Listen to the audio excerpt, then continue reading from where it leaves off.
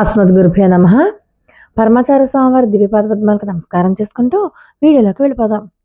ఆది గురు శంకరాచార్యుల వారు ఒకసారి శక్తి తత్వాన్ని ఖండించడానికి కాశ్మీర్ వెళ్ళారు. కానీ కాశ్మీర్లో ఆయన ఆరోగ్యం బాగా క్షీణించింది. బాగా నీరసించి ఉన్నారు.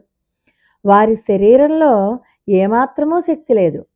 ఆచార్యుల వారు ఓ చెట్టు నీడన పడుకుని ఉండగా అక్కడి నుండి పక్కనే ఒక గుహ నుండి ఓ గోపాలకుడు తలపై పెరుగుకొండ మోసుకుంటూ బయటకొచ్చాడు. శంకరుల వారికి బాగా దాహం వేసింది. అందువల్ల అది చూసి గోపాలుడు అంటాడు దూరం నుంచి, పెరుగు కావాలంటే తెచ్చుకోండి, పెరుగు తెచ్చుకోవడానికి ఇక్కడికి రండి అని కేక వేశాడు. శంకరుల వారు నెమ్మదిగా మెల్లగా లేచి, నాకు ఇసుమంత దూరం రావడానికి కూడా శక్తి లేదు, నేను మీ దగ్గరికి ఎలా రాగలను, రాలేకపోతున్నాను అన్నాడు.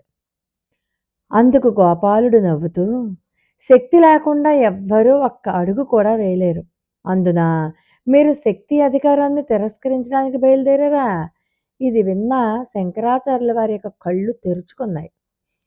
ఆ దేవత స్వయంగా ఈ చిన్ని గోపాలుని రూపంలో వచ్చింది అని చెప్పి అర్థమైంది. ఆయన మనసులో శివునికి శక్తికి మధ్య ఉన్న అనుమానపు తెరలు తొలగిపోయి, శివుడు స్థిర శక్తి మరియు భవాని అతనిలోని చైతన్య శక్తి.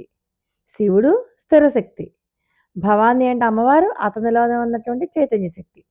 రెండూ ఒకదానికొకటి రూపాలు భిన్నంగా లేవని అమ్మ వద్ద శరణాగతి పొందారు. ఆ స్థితిలో శక్తిని స్మరిస్తూ ఆయన నోటి నుంచి వచ్చినటువంటి పదాలేంటో తెలుసా? గతిస్త్వం గతిస్త్వం త్వమేకా భవాని. ఈ శరణాగతి శ్లోకం భవానీ అష్టకంగా ప్రసిద్ధి చెందింది. ఇది చాలా అద్భుతమైనది. ఒకటి పాలు, మరొకటి దాని తెల్లదనం, ఒకటి సూర్యుడు, మరొకటి దాని కిరణాలు, ఒకటి చంద్రుడు, మరొకటి దాని కాంతి, ఒకటి పువ్వు, మరొకటి దాని యొక్క సువాసన.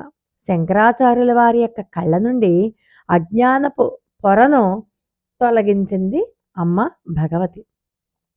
ఒకసారి మనం భవానీ అష్టకాన్ని స్మరించుకుందాం.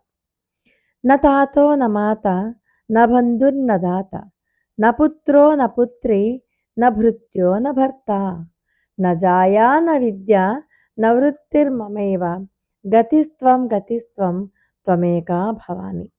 ఇలా సాగుతుంది ఈ భవానీ అష్టకం. శంకరుల వారు రచించినటువంటి భవానీ అష్టకాన్ని ప్రతి ఒక్కళ్ళు కూడా ఈ భవానీ అష్టకాన్ని కనుక చదువుతున్నట్లయితే వివాదాలు, విషాదం అంటే మనకు శత్రువుల మధ్య ఉన్న, అరణ్యంలో ఉన్న, ఎక్కడున్నా సరే అమ్మవారి యొక్క రక్షణ మనకి దొరుకుతుంది. రోగాలతో బాధపడుతూ ఉన్న, దరిద్రంలో ఉన్న అందరికీ కూడా వాటి నుంచి బయటపడేస్తుంది. ఈ రకంగా శంకరాచార్యుల వారు భవానీ అష్టకాన్ని ప్రసాదించారు. అపార కరుణా సింధుం జ్ఞానదం శాంతరూపిణం శ్రీ చంద్రశేఖర గురుం ప్రణమామి ముదాన్వం.